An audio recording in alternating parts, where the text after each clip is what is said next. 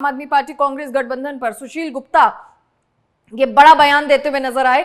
उन्होंने कहा कि शाम तक गठबंधन नहीं हुआ तो लिस्ट जारी करेंगे। 90 सीटों पर आम आदमी पार्टी की लिस्ट तैयार है, उसे जारी किया जाना है और हमें सिर्फ आलाकमान के निर्देश का इंतजार है। ये बड़ी खबर इस वक्त की आपको बता रहे हैं। सुशील गुप्ता की तरफ से ये बड़ा बयान जो है सामने आया है। उन्होंने कहा है कि अगर गठबंधन शाम तक नहीं हुआ तो लिस्ट जारी करेंगे।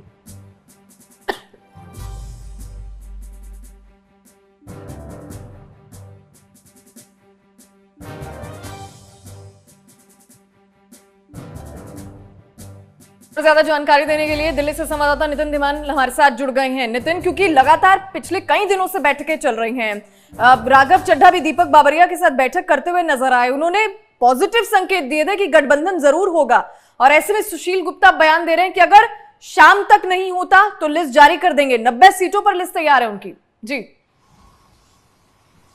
देखिए, आम आदमी पार्टी ने अपनी पूरी प्रिपरेशन पहले ही कर ली थी और जिस तरीके से वो रैलियां कर रहे थे पूरी 90 की 90 विधानसभा में, चाहे भगवंत मान हो, मनीष सिसोदिया हो, सुनीता केजरीवाल, संदीप पाठक, राघव चड्ढा, अलग अलग जगह रोजाना नेता अपनी रैलियां, एक धुआंधार एक प्रचार चला हुआ था। लेकिन बाद में जब चर्चा, क्योंकि 90 सीटों पर तैयारी पार्टी ने कर ही रखी थी, फिर बाद में जब चर्चा शुरू हुई कि नहीं गठबंधन हो सकता है, तो लगातार 2-3 दिनों से बैठकों का दौर चल रहा था।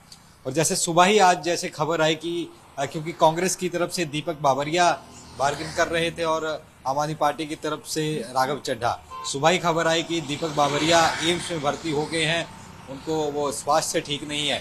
तो ये अटकलें लग रही थी कि हो सकता है आज जो बैठक होनी थी, क्योंकि कल जो बैठक हुई थी उसमें कहा था कि बड़ी जल्दी फैसला कुछ ना कुछ होगा।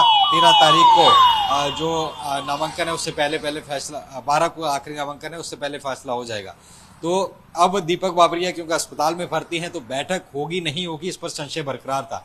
और उसके बीच ये बयान आना तो बताता है कि कहीं ना कहीं, क्योंकि पार्टी दोनों तरफ से तैयार है, कांग्रेस भी तैयार है, आम आदमी पार्टी भी तैयार है, आलाकमान के लेवल पर यह बात चल रही थी। कल भी हमने ये पूछा था जब राघव चड्ढा थे या बाबरिया हो उनसे कि पार्टी के अलग अलग नेता ये बयान दे रहे हैं कि चाहे आम आदमी पार्टी हो, सोमनाथ भारती हो या अन्य नेता हो, वो कह रहे हैं कि हम 90 सीटों पर तैयार है चुनाव लड़ने में। सोमनाथ भारती ने कहा कि दोबारा विचार करना चाहिए गठबंधन पर, दिल्ली में जो हुआ था उसमें कैसा रहा था हमें वो देखा है। दूसरा जो कांग्रेस जो स्टेट लीडरशिप है, जब हुड्डा हो अन्य हो, उनकी तरफ से ये कहा जा रहा था कि वो 90 की 90 सीटों पर तैयार है, उनको गठबंधन करने की जरूरत नहीं है। लेकिन आला कमान चाहता था कि गठबंधन हो, सपा से भी और सीपीएम से भी।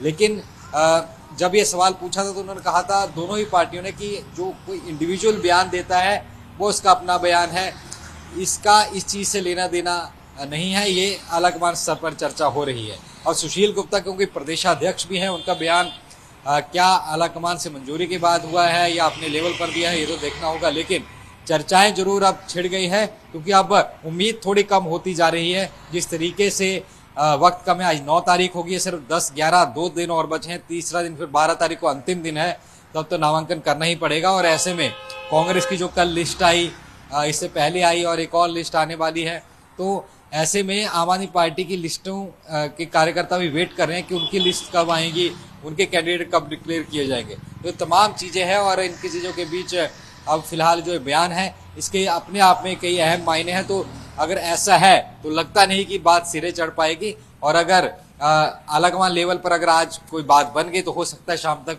उसका ऐलान भी हो सकता है। जी बिल्कुल नितिन, और 2-3 बातें हैं क्योंकि पहले भी आम आदमी पार्टी कहती हुई नजर आई थी कि 90 की 90 सीटों पर हम सक्षम हैं, हम चुनाव लड़ सकते हैं 90 की 90 सीटों पर। और साथ ही उन्होंने ये भी संकेत दिए थे कि अगर अरविंद केजरीवाल जो फैसला लेंगे उसके बाद जो है गठबंधन होगा, तो कहीं ना कहीं क्या आम आदमी पार्टी की तरफ से जो आम आदमी पार्टी का आलाकमान है, क्या वहां पर पॉजिटिव संकेत नजर आ रहे हैं? क्या अरविंद केजरीवाल से कोई गुप्त बातचीत हो चुकी है? अरविंद केजरीवाल ने कोई संकेत दे दिए कि गठबंधन हो सकता है?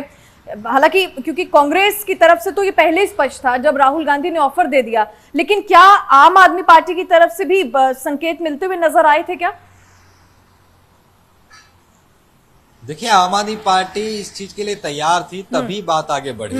अगर तैयार नहीं होती तो बात वहीं रुक जाती और इसीलिए राघव चड्ढा की ड्यूटी लगाई थी कि आप बैठ के चर्चा करिए कौन कौन सी सीटें हो सकती हैं, क्योंकि दोनों के लिए विन विन सिचुएशन थी। अगर कांग्रेस अगर सत्ता में आती हरियाणा में और आम आदमी पार्टी को सीटें ले जाती तो मंत्री पद या डिप्टी सीएम पक्का था उनका। दूसरी बात, अगर जिस तरीके से दिल्ली में चुनाव है तो दिल्ली में अगर आम आदमी पार्टी अगर आती तो कांग्रेस को भी वहां सीटें मिलती और फिर उनको मंत्री पद या अन्य पद मिलते, तो दोनों के लिए विन विन सिचुएशन थी। और इसी के लिए ये चर्चा यहाँ पर चल पड़ी थी। लेकिन इस चर्चा के बीच तमाम बातें उठी। जो सीटें वो चाहते थे, 10 सीटें मांग रहे थे, लेकिन ये आम आदमी पार्टी को 5 सीटें देना चाह रहे थे कांग्रेस। साथ ही में जो जगह कौन कौन सी है, कई जगह पर कांग्रेस के कार्यकर्ता है, कांग्रेस के नेता कह रहे थे कि हम चुनाव लड़ेंगे, लेकिन आम आदमी पार्टी थी कि हम लड़ेंगे। कलायत की बात हो रही है, जींद की बात हो रही है, पुंडरी की बात हो रही है, पिहोवा की बात हो रही है कि वो आम आदमी पार्टी को देना, वहाँ पर कांग्रेस कह रही है कि हम चुनाव लड़ेंगे। तो इन चुनावों के बीच ये रस्साकशी चल रही थी।